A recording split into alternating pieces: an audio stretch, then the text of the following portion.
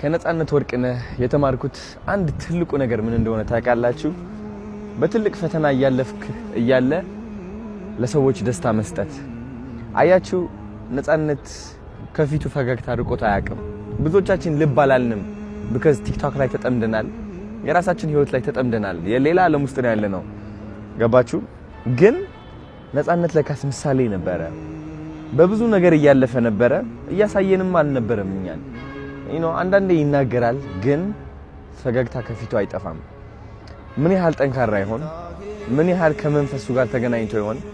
ምን ያህል እግዚአብሔርን አውቆ ይሆን? እናም ነጻነት ትልቅ ትምህርት ሰጥቶኛል እኔ ደግሞ ይህ ትምህርት ለመረዳት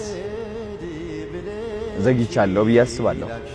ምክንያቱም ነጻነት ከኛ ሲለየን ነው ይህ ትምህርት የተማርኩት የበለጠ። ከዛ በፊት መማር ነበረብኝ። ችግር የለውም፣ ለምክንያት ነው። እና ብዙዎቻችን የራሳችን ችግር እያለፍን ያለነው። አያችሁ፣ የውስጣችን ስቃይ አውጥተን ለሌላ ሰው ስቃይ አድርገን የምንሰጥ ከሆነ ለዚህ ዓለም ምንም አንተርፍም። ምንም እናመጣውና ምንበጀው ነገር አይኖርም። በውስጣችን ስቃይ ተሸክመን ለሰው ፈገግታ መስጠትን የምንችል ከሆነ፣ የውህናን ፍቅርን መስጠትን የምንችል ከሆነ ትልቅ ትዕድልት ነው። እኛ የእግዚአብሔር ልጆች ነን ማለት ነው። ይገባኛል፣ ብዙዎቻችን በገንዘብ እንሰቃያለን፣ በጤና እንሰቃያለን። የየራሳችን ጎደሎነትና የሚያስጨንቀን ነገር አለ። ግን የውህናን ፍቅርን መስጠትን ከተማር ትልቅ ለውጥ እናመጣለን። ሀገራችን ላይ ትልቅ ፍቅር ይሰፍናል። ትልቅ ተአምር እንፈጥራለን። because ሳይኖርህ ፍቅር ስትሰጥ፣ እያመመህ እያለ ሰውን ስታክም ምን ያህል ጸጋ ነው? ምን ያህል ጥንካሬ ነው? ምን ያህል ብርታትን ነው? ሁላችንም እንደዚህ ብንሆን እቺ ዓለም እንዴት በተቀየረች ኖሮ። አብዛኛው ሰው የሚጠላ ሰው ውስጡ ጥላቻ ያለበት ሰው ነው። ሰው መጉዳት የሚፈልግ ሰው ንዴት የሚሰማው ሰው ነው።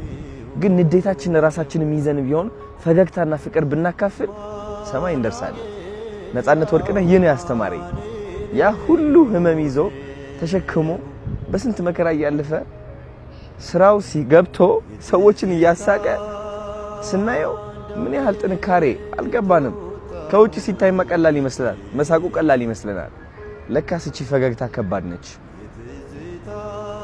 ነጻነት ወርቅነህ ጠንካራ መንፈስ ነበረው። እቺ ጠንካራ መንፈስ ደግሞ ከላይ ሆና እያየችን እንደሆነ እርግጠኛ ነኝ። እወደዋለሁ። ትልቅ ትምህርት አስተምሮኛል። አድናቂው ነኝ። አሁን ደግሞ የሱ ተማሪ። ይህ ለማለት ብዘገይም ግን ከማለት ወደ ኋላ አልልም። እወዳችኋለሁ።